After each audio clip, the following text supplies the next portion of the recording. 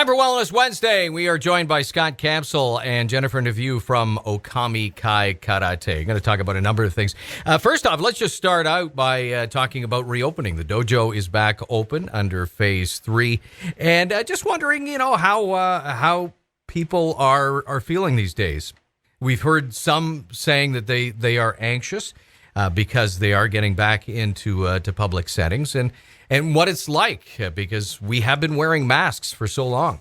So those masks are almost like a safety blanket to some people. And we've been used to creating habits now for like 16 months. And so there's still a lot of people being anxious about, is this safe? And even though it was normal to us, like some of these kids are like 6, 7 years old. So if you look at 16 months, that's a good portion of their life now that has really altered their behavior.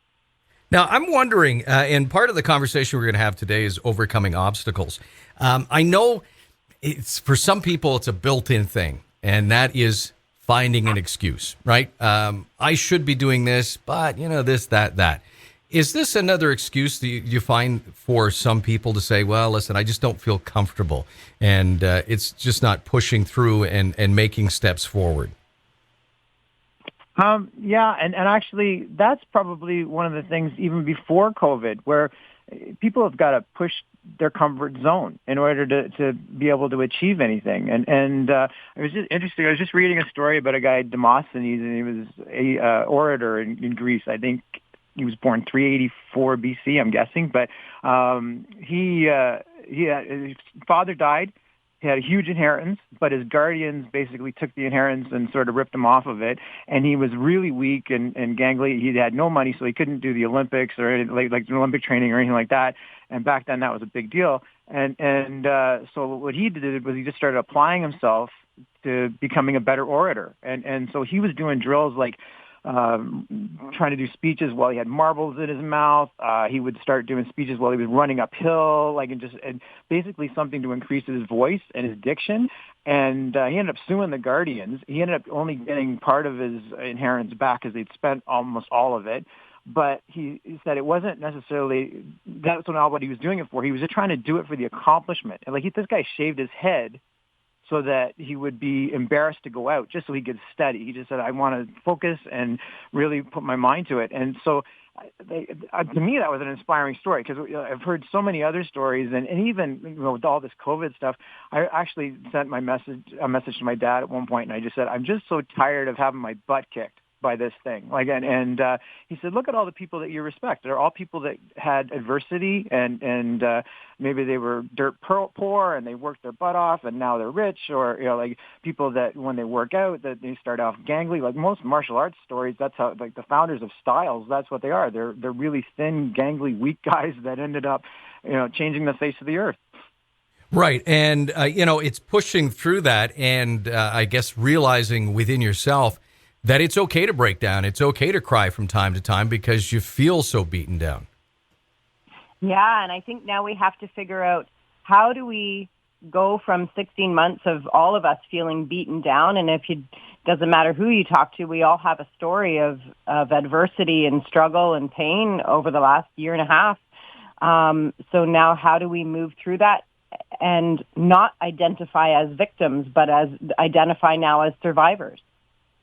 Is it just a mental set when you hit that roadblock, or is it even identifying? And I guess the analogy I can use is when you take golf lessons, and it's not that you go out and you could go on the PGA Tour right away, but what you've taught yourself is, there's a sign, chances, okay, this is what I'm doing right now.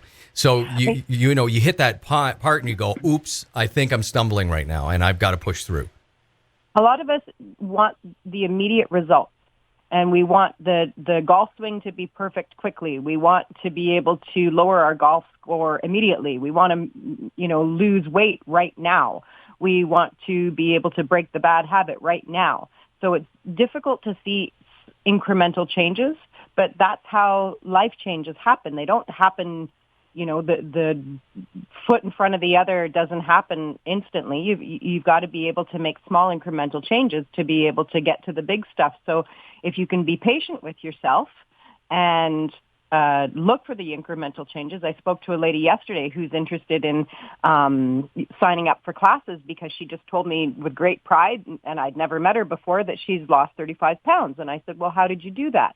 And she talked about a specific program that she's following, and one of the things that is required is that she has to weigh herself and weigh all of her food and do all of her caloric intake. Like, it's very, very, very specific, but it has to happen every single day. And so seeing a change every single day is going to be small. It's not going to be, 2, 3, 5 pounds in a day. And if it is, well, that's a different story. But she ultimately lost 35 pounds because she decided to be accountable to the small changes. And so if we can get through that mindset of expecting big things now, then hopefully we can ask for help from the people who can provide the small change, facilitating. Well, I like your idea of the golf thing too, as far as an analogy. When you swing a golf club and you hit that ball and it lands in a place where you didn't expect it to go, like maybe it's off to the right, or with me it's always off to the right. But when it lands, wherever it lands, that's where you got to play it from. So even that can be an obstacle. Where we've just gone through COVID, and basically, we're not totally rebuilding from scratch, but we did lose a lot of students over the last 16 months, and we are rebuilding. And you got to play the cards you've been dealt. And let's just go back to when you were talking about those incremental changes. I think that's important in talking about the business that you guys have. Is I think some people are scared to go there because they see Bruce Lee, they see in the movies, and they think, I can't do that. And that's not what it's about. It's about getting involved, right? Yeah, for sure. And I would say that children don't necessarily have that mindset. Children go through life determined that they can become things. What do you want to be when you grow up? So there's always a moving towards point. Adults, I don't know when the change happens, but we get a thought process that we're done. We can't become anything more. And I don't know, I started training in martial arts at 40 years old. And 7 years later, I have a second-degree black belt. And age isn't a barrier. And if people can allow themselves the freedom to understand that they can make mistakes, that they can be vulnerable, that they can maybe be less than perfect as adults, then they're bound to make great strides. There's this overused saying that, a black belt's a white belt that just didn't quit. And I think that's really accurate. We've signed up a few students now since we've reopened, and that's the one thing. I'm teaching them how to tie their belt. And I literally tell all of them, I go, all of my students are white belts. They've all done this before, and they've walked through that door for the very first time. They had to suck it up, have the guts to do it. And so I said, you have any problems just even tying your belt, go and approach one of them because they'll be excited to do it because they all know what it was like. And now I think we've got even more guts coming from these new people that are coming in because we've pushed this. Oh, you have to social distance, and oh no, you've got to wear your mask, and so these people that are coming in now are extremely brave. I think it's important to wrap up by talking about golf again. And I noticed on social media that Jennifer was on there. So the question, of course, you got to lead right into it, is so who won that round? Just don't do it, Dan. It's just not nice. It hurts. I'm a horrible golfer. I'm an absolutely horrible golfer. I'm learning. I don't even know what all the clubs are, what their jobs are. Scott's really patient with me and really helpful. From what I understand now is that you just score a 10 if that's the maximum quantity, I guess, of strokes allowed on each hole. Well, usually when the marshal's going, okay, let's go. Oh, yeah. That happened too. That happened too, and he stood there and watched me and, hey, can you just play best ball? And, oh my gosh, Dan. So but you're doing it again. You're pushing through, right? I know. So when he tells me I'm a perfect 10, I thought that's what I was supposed to do on each hole. She heard perfect. I just said that's 10. I like it. And lesson number 2. So you've learned that part, right? You're a perfect 10. And lesson number 2 is the best hole in the whole golf course is the 19th. Yeah. We like that one. We do like. We know the carp girl now very well. There you go.